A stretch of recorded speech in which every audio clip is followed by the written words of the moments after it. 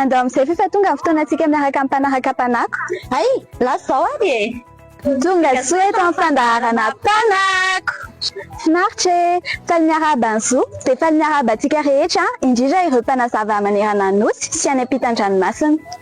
Salama sy Kamelia, tonga soa antsika eto amin'ny fandaharana mpanako.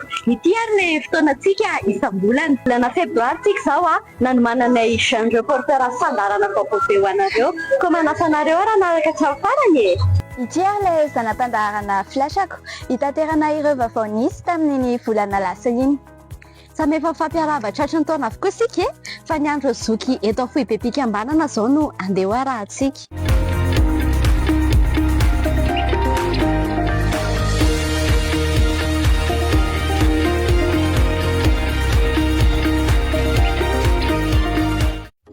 Ny fampitaona tetsy amin'ny vohim-piraisana faravohitra ny fafito ambin'ny folo ny volana janoary lasa teo ireo Afohibe Pikambanana mpanazava stily mba hifampirarisoana ny taona vaovao. Fitaom-pivavahana no nanomboana izany fotoana izany ary tao aorian'izay dia niroso tamin'ny fanomezana solom-body akoho an'ireo olon-dehibe ny fikambanana. Tao ny teo anivon'ny komity lehibe, ny tao amin'ny mpanazava eto Madagasikara ary ny namarana azy dia ry zareo FMTROS. Ny toy tamin'ny fiaraha-misakafo avy eo ny fotoana. Tamin'ity taona ity dia dia zanak'Israely nivoaka tany amin'ny tany Egipta no lalaovin'izy ireo nandritra ny lanonana.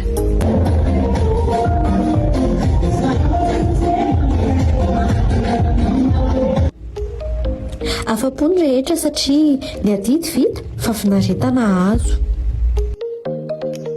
Miaraka sika amin'ny anaran'i Jesosy Kristy tokoa no amin'ny fiangonana aloha fikambanana fanazava sy eto Madagasikara. Ity androany ity zany dia natokana ny fikambanana fanazava eto Madagasikara hifampiarahana, hifampitodano ary hifampiarahana mivavaka ihany koa ho amin'ny taona vaovao eninroapolo sy roa arivo. Azakazaka lehibe, azakazaka masina anandreny taona indray izay isian'ny fitaolehibe anankiteny sosona ho an'ny fikambanana dia ny fahasipolo taonan'ny Kristy, fahasipolo taonan'ny fianarana ary famaroana taonan'ny voalohany mpanambady. Moa tao anatin'izay taona lasa izay dia mivona ny ainantsika dia ny hoe iray mifaka tao amin'Andriamanitra isika, mifaka tao amin'ny fanabeazana mpanazava isika. Ankehitriny indray isika dia dia taona manaraka dia iaina indray ny hoe mitombo. Izay mifototra amin'ny tenin'Andriamanitra amin'ny Efesiana 4:1 manao hoe ao aminy no irafetan'ny mirafitra rehetra mitombo tsara ho tempony masina ao amin'ny tompo. Tily tsara, vonona amin'ny fiainana.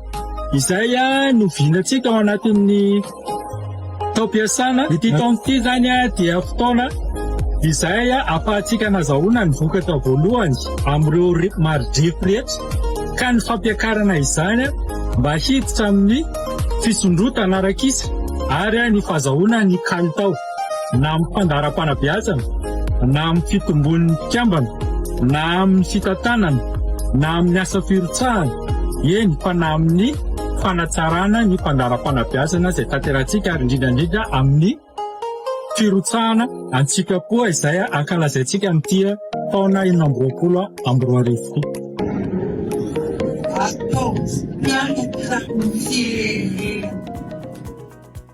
Ankoatran'ny fiainana soaparina dia manamafy ny fifandraisana ihany koa ny hetsika toy ireny.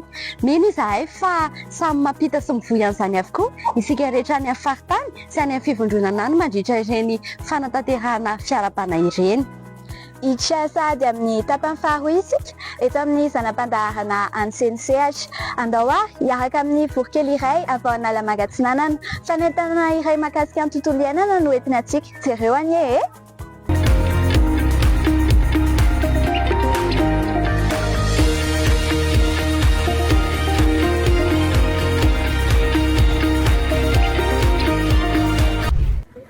Salama se farany anarako folo taona vorokely avy eto amin'ny FJK Masoa Manandrariny faritany Analamanga Atsinanana. Maloto ny rano, feno fako ny tany, dingana ny ala no nataontsika olombelona iaina nefa ny mahatonga izany toy ny fampiasana plastika be loatra sy ny fanariana fako eny amin'ny toerana tsy voatokana ary ny fanapahana ny ala. Izay ankizy ny iaina ny vokany raha ampitso mbola azo votana nefa izany raha miara-midina isika. Jitompina ndraikitra, enoa ny feonay, arovo no avinay. Ohatry ny mahafinaritra be zany ny mihaino vorokely sa ahoana ho inareo? Tena ilaina tokoa ny manana zandry toa azy ireo fa na dia mbola zaza ary izy dia afaka maneho ny heviny. Fa izao hiditra amin'ny zanam-pandaharana manaraka tsika dia ny sakafom-panahintsika. Efa ainse tsy inona izany fa ny zanam-pandaharana teny mampivaka. Tsy andrely intsony ary tsika fa andao andray ny vatsim-panahy itsika.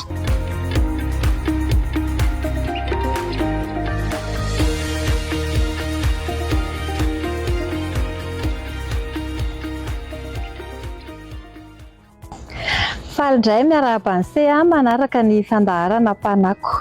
Anaraka tantarana ankizy kely anankiray tsika androany, ankizy kely 12 taona izy, andraisantsika hafatra.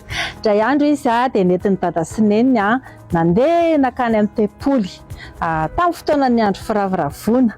Dia rehefa vita ny natao tao amin'ny tempoly dia nandeha nody ny olona rehetra, dia nody koa ny dada sy neniny, fa izy mbola nijanona tao amin'ny tempoly.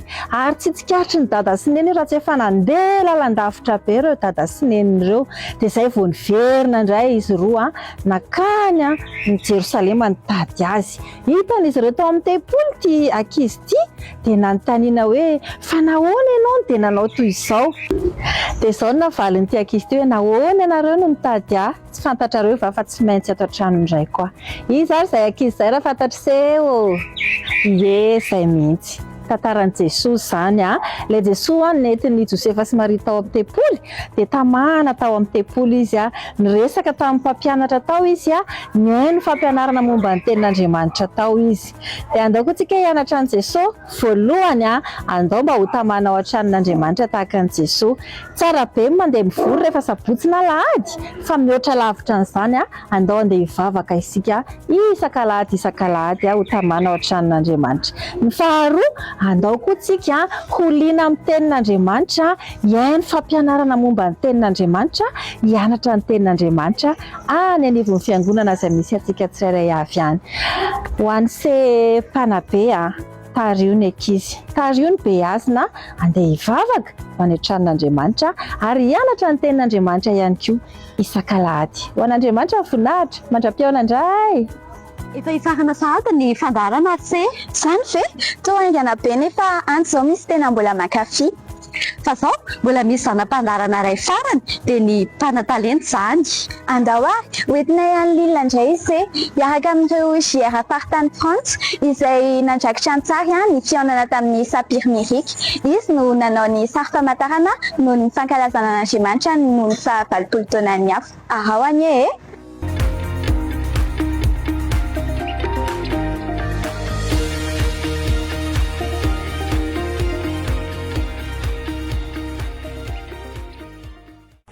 Coucou Sapir! Coucou!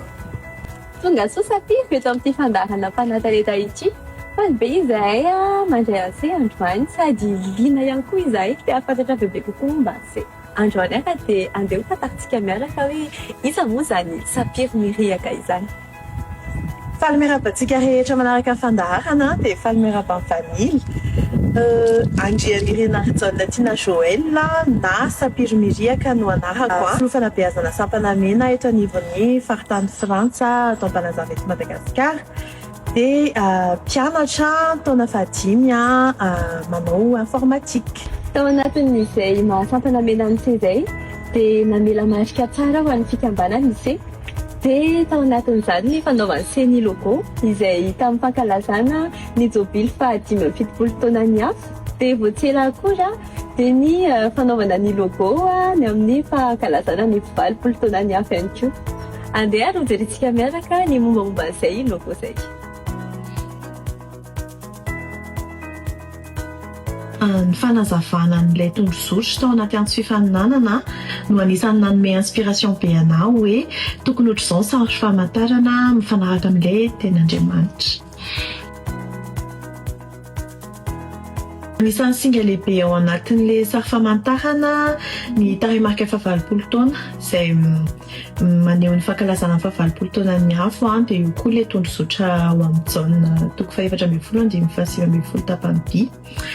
Fa ny tena anisany singa manavaka ny ty sary famantarana ity dia ilay taremarika aotra miendrika masoandro mibaliky izay midika hoe mitondra hazavana mba ho hitan'ny fiarahamonina ny fananana ny Jesosy sy ny hafa ao anaty. Izany hoe ilay azo fijaliana maneho ny fahaveloman'i Jesosy dia ilay afo misy ilay lafidiny ny afo maneho ny aina izay ananan'ny afo tsirairay avy. Eto Ampamarana Masy dia mankasitraka be an'se nanaiky ny vahiny teto amin'ity fandarana fanatalenta ity. Mankasitraka ihany koa ny ekipan'ny JR Fohibe sy ny JR eo anivon'ny faritany Frantsa sy ny ekipa rehetra ao amin'ny fifandraisana izay miaraka ny fanampy tamin'ny fanatontosana ity horonan-tsarikely ity. Manan-talenta tokoa ny mpanazava tena marina mihitsy. Marobe ny sehatra azo anehoana talenta eto amin'ny fikambanantsika ko manosika an'se hitrandraka ny talentany ao anatin'ireny sehatra ireny. Dia izay no azonay natolotra. Raha ohatra ka nafinaritra an'se ny fandaharana dia asio j'aime ary arao. Raha tokoa ise manana sosikevitra na te hivahiny ato anaty fandarana Panako na manana fanontaniana dia ity ny adresy mailaka ahafahantsika mifandray. Dia manao veloma finaritra ary veloma Kamelia, veloma Zo, veloma daholo.